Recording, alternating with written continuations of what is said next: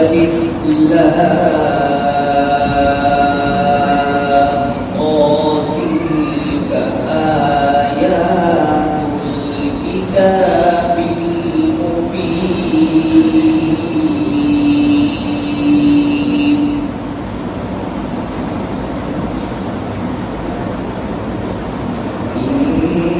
إنا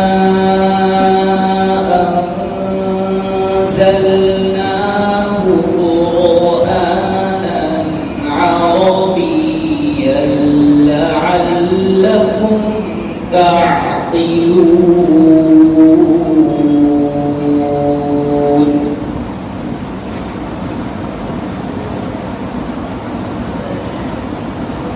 نحن نقص عليك أحسن القصص بما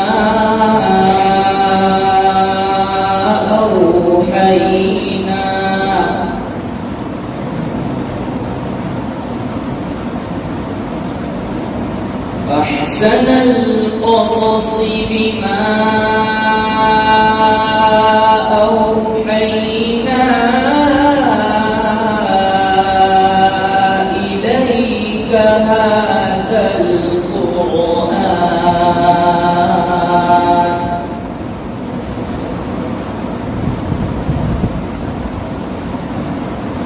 وإن كنت من قبله لمن الغافلين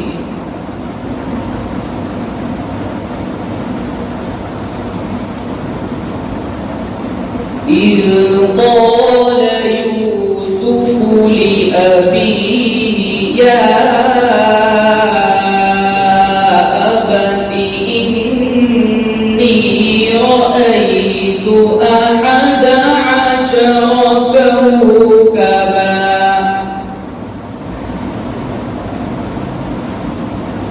والشمس والقمر رأيتهم لي ساجدين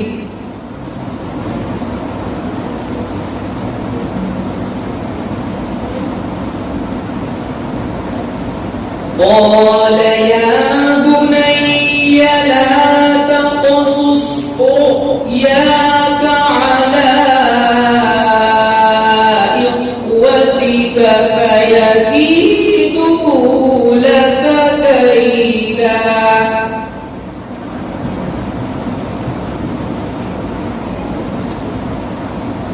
إن الشيطان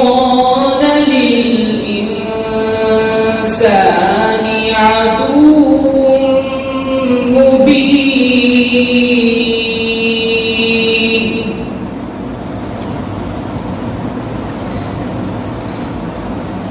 إن الشيطان للإنسان عدو مبين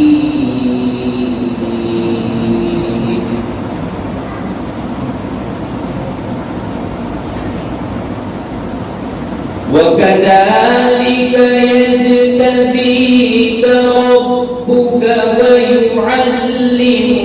من تأويل الأحاديث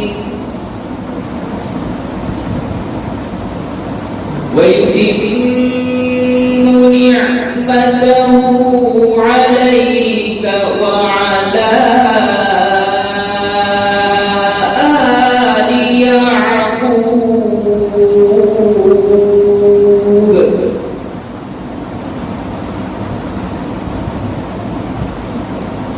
كما أتمها على أبويك من قبل إبراهيم وإسحاق إن ربك عليم حكيم حكيم صدق الله